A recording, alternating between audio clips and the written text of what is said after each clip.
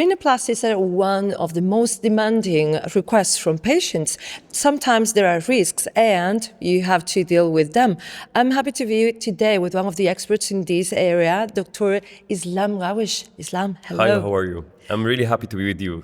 Me too. Thanks for joining us today. Islam is an international brand ambassador, he a carpal derma and aptus trainer, and the founder of Stone Aesthetic Clinics. In addition to being a total definer certified from Melfedo Audios, he is a firm believer in establishing a rapport with all of his patients and well known for defining plastic surgery as an act of love that helps ameliorate lives. So Yes, what a definitely. statement. Yes, definitely. Because I think that beauty comes from within, so you should feel good from inside first, so that, because everyone is beautiful in his own way. So if we only here to help people see their own beauty. I'm not here to create a new beauty for you. You're already beautiful. Everyone is beautiful in his own way. I'm just here to enhance what you already have. That's such a beautiful statement, Islam. Yeah, that's a good way of starting this podcast. Thank you. Let's go now to, if everyone is beautiful, what are the main reasons that bring the patients to your clinic to ask for a rhinoplasty treatment? Okay, let me explain the first thing first. Consultation is really important in rhinoplasty because I think most of the problems come from this part. Because if you see among your friends, other patients, you'll find a lot of people not happy with the results of the rhinoplasty, not because of that the surgeon did a bad job. No, most of the surgeon will do a very good job. But the problem was the consultation. The expectations of the patient was very far away from the result the doctor will deliver. So I always tell my fellow colleagues, proper consultation is really important so that you can hear the patient. Because I'm trying to treat something mentally for you. Yes, I'm going to fix something that bothers you, maybe sometimes the hump, the openings of the nose, the ala. Yet, you want to be happy and satisfied by the end of the day because, yeah, I might do the right surgery for you that will be very good for a paper I'm publishing, but it might not be very good for a person and the life that is going to live with this nose. So the proper consultation is really important, and to hear the patient very wisely is very important, and to tell the patient and educate her that what we're going to achieve is one of the keys of the right rhinoplasty. You say educate her, Yes. So I'm wondering it's a treatment more requested from by women rather than men. 90% for rhinoplasty will be women, definitely, although some of the men would do it because sometimes if they're like a kid or something and then playing with other kids and then he has a hit in his nose, sometimes it has a little bit of bleeding and then the nurse would stop this bleeding with a piece of gauze or something.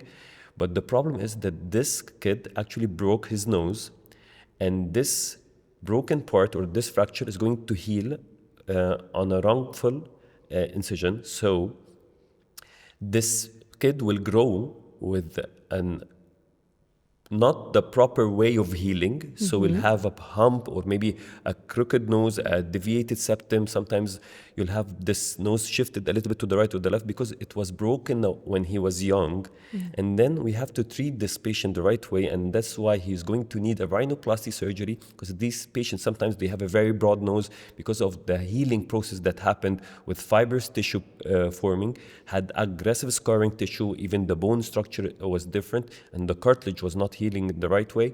And this is why some of the men sometimes seek rhinoplasty, and sometimes it's a genetic problem. Sometimes they will come with the hump and it will not have the balanced profile when they look at themselves, and these are some kind of the men that come to rhinoplasties.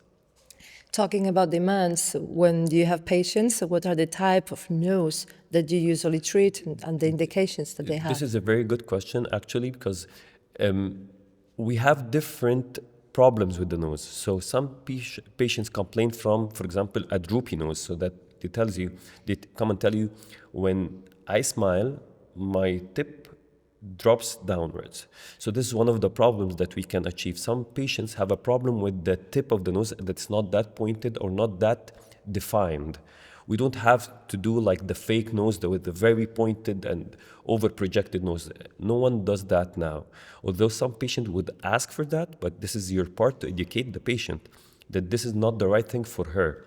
Because I always say a good nose is a normal looking nose, not a done nose. You don't need to have a nose that everyone looks, yeah, you had plastic surgery and rhinoplasty to your nose. I don't think this is the right thing. But I'd rather people telling you, wow, you look good, you look awesome, and you look natural. Because I don't want something to look fake for other eyes. I want something to look beautiful for you. So other people would have like the hump.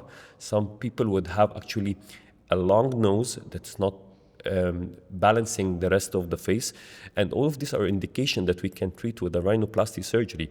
We can decrease the size of the two areas of the nose, the two openings of the nose, because some people tells you when they smile, they have the nose flare. And it's one of the complaints that we usually see in some of our patients, sometimes treated with injectables, but most of the time will be the rhinoplasty surgery will be the best solution for that. And when it comes to the patients, which are the patients more recommended to have this kind of interventions, and also how to keep them natural after a surgery? Yes, this is the thing, because I always tell the patient that when you do the rhinoplasty surgery, the healing process takes at least 3 to 6 months, because we have bone healing, we have cartilage healing, and we have stitches dissolving inside.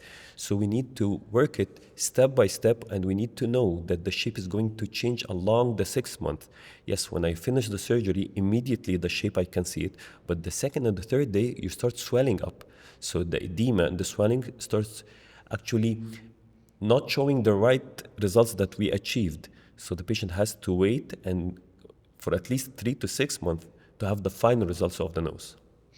And now that we're entering more into the processes, we need to make a decision whether we go for injection or we go for surgery, but the consultation is first. So how is this process working? Actually, and this is like a big fight between plastic surgeons and dermatologists. No one is wrong, but no one is right as well. I mean, some patients will have an indication that can be solved with injectables. For example, toxin and some of the dermal fillers.